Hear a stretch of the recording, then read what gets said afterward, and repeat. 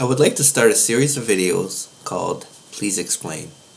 The idea behind Please Explain is for me to explain as simply as possible specific topics that are related to customer service management, so contact center or call center management, as well as people management and leadership. So the idea would be to not only explain this, but to also offer a forum where people who are knowledgeable on the topic can add their own comments and we can have an interchange of ideas. Also, it will allow people that are not too familiar with the topic that I will be discussing to go on and ask questions, and I will try to answer those questions to the best of my abilities.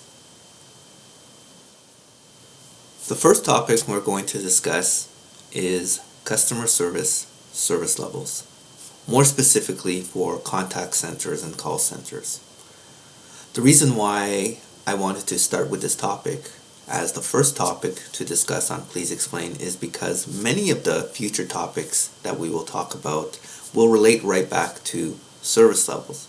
The reason being is many, not all, but many call centers or contact centers use this as a measurement of success. So that being said, if this is the main measure of success, as you will see in future topics, a lot of other things that are being measured or discussed or part of strategic planning in a contact center will definitely relate back to service level. Therefore, it's a good idea to get a basic understanding of what is a service level for a contact center and how does it work. So what is a service level? Well, a service level is a measure of performance that a company will establish to determine how well they're performing as a company. So in other words, it will be a goal or an objective that they have set related to how they serve their customers that they promise to provide on a regular basis.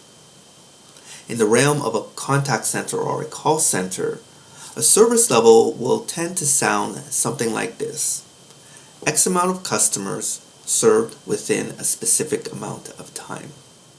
So to better explain service level, past the definition that I just gave, is to give you an example of a service level in a contact center. A common service level that you will hear in contact centers is 80% of customers answered within 20 seconds. And when I say within 20 seconds, think of it this way. Your phone rings. Do you pick it up right away? How long does that person calling you have to wait before you answer? So it's basically the same principle for a contact center. What is the average wait that a customer has to wait before they're answered? The objective in service level is saying, well, we want 80% of our customers to not have to wait longer than 20 seconds before somebody picks up the phone. So that is more in the realm of a call center when I'm talking about phones. However, there are different other ways to communicate with your customers, which is why some places call themselves a contact center, where you will have email, you will have chat, and you will have service levels related to those types of service. Now, back to the concept of a service level. You heard me mention one of the most common service levels in many contact centers is 80-20. Some will tell you that this is an industry standard. Is this true? And if not, how does a contact center determine what their service level is going to be? There are many ways that companies use to establish what their service level is going to be. For the purposes of this discussion, I would only look at three of them. The first one being arbitrary. And when I say arbitrary, I'm referring to the 80-20. If you have any experience in contact centers, you'll see a lot of them use the 80-20 as their service level objective. When you ask them where did it come from, they'll tell you it's the industry standard. However, how did it become to be the industry standard? Well, it took a while, but through some research that I did, it came out that about 30 to 40 years ago, if I remember correctly, it was AT&T, possibly Bell, but I think it was AT&T that they did a study and discovered that customers tend to hang up if they wait longer than 20 seconds. And that's what started the genesis, the establishment of the 80-20 as a standard. Now, is that right for your business? Well, that's going to be up to you to decide. But I find that reasoning very arbitrary because there's so many other elements or factors you need to look at. One of the other two factors that we're going to talk about is looking at your budget. How much can you afford? Some companies, what they'll do is they will assign a budget to the contact center. Because the reality is the contact center for most companies is a cost center. There's no revenue coming out of it, so it's a budget that they've assigned to service their customers. So once they've assigned the budget, they will backtrack and they will, from that budget, decide what can they afford, how many agents can they have, what kind of infrastructure they're going to use, how long will they allow the agents to handle each call that comes in, and then from there establish what their service level is going to be. And the last way that some companies use to decide what their service level is going to be is looking at the customer threshold. And I find this one, not a lot of companies go that route. Not as many companies go that route, but should. Because there are companies that do this, but I think more should. And basically what I'm trying to say by threshold is how long are your customers willing to wait? With the 80-20, we assume that they can't wait longer than 20 seconds, but maybe they can. And if they can, definitely that will affect your budget because you do not need as much staff. The opposite could be true as well. The first example that comes to the top of my head is an emergency line like 911. Those calling those numbers most likely will not want to wait 20 seconds. They need to be answered quickly. So if you promise to establish that quick of a service, you're going to need a lot more staff on hand. And therefore, again, it will affect your budget. I believe it's best to look at as many different elements as possible to establish what your service level is going to be.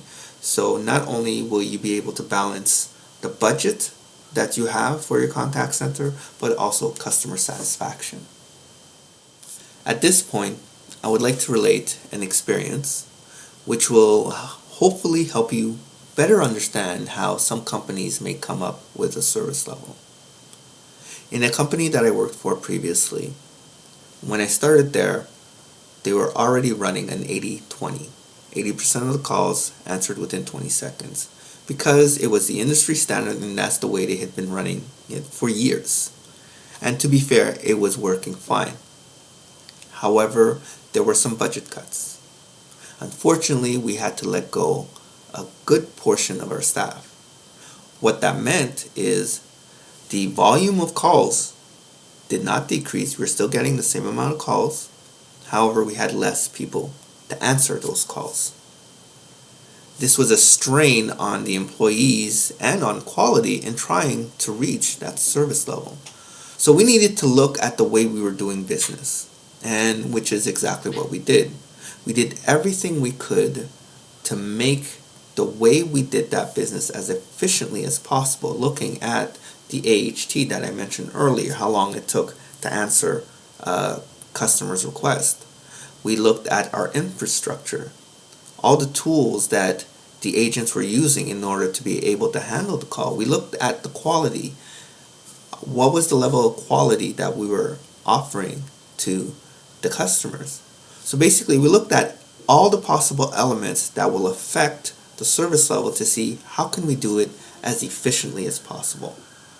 After doing all that, we implemented from what we learned. And we were running very efficiently, a lot more efficiently than we were before. However, we were still not able to reach the 80-20. So we had to go back and look at, okay, what can we do more? And it was at that point that we looked and said, okay, is the 80-20 a real service level? Is that what our customers actually want? And that's when we looked at the customer threshold. By looking at the threshold, we discovered something interesting, was that the customers were actually willing to wait a lot longer than 20 seconds. Because of the nature of the business, most of the times when customers were calling us, they were working because these were internal customers. They were working. So as long as they received the information that they were looking for and the quality of service that they were looking for, they were willing to wait. The result? Well, the result was that a new service level objective, an achievable service level objective, was established for the contact center.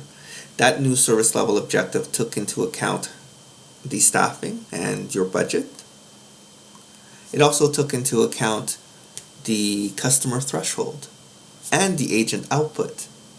By doing all that and coming up with that new service level, what ended up happening is both parties were pleased. The company was pleased because budget was being maintained, and the customers were pleased because we were still providing them a level of service that they expected. And we saw this by looking at the customer satisfaction scores, which stayed the same before and after. Let's summarize. Service level is basically a measure of performance that a company will establish as a goal that they promise to reach on a regular basis. In the realm of a contact center, a service level can be defined as the average amount of customers answered within a specific amount of time. How do you come up with the service level? Well, that's up to you. That's up to your company to decide what service level are you going to use for your business. However, some, not all, but some of the important elements to consider that we discussed today were your cost, your budget, your agent, employee output, as well as the customer threshold. Thank you for watching this video. Hopefully you liked this video, and if you did, please click on subscribe and like below. If you have any questions, go ahead, put them in comments. I will try to answer them as quickly as possible. Also, if you are a subject matter expert, feel free to comment, because the whole purpose is to have a discussion. I know this was a very simplified explanation of service levels. There's a lot more that goes into a service level. However, I tried to cover the basics. So if there's anything I missed, please feel free to add it below. And thank you very much for your time. If you feel there's other topics you would like to hear me discuss, again, put them in comments and I will try to get to them as soon as possible. Have a wonderful day.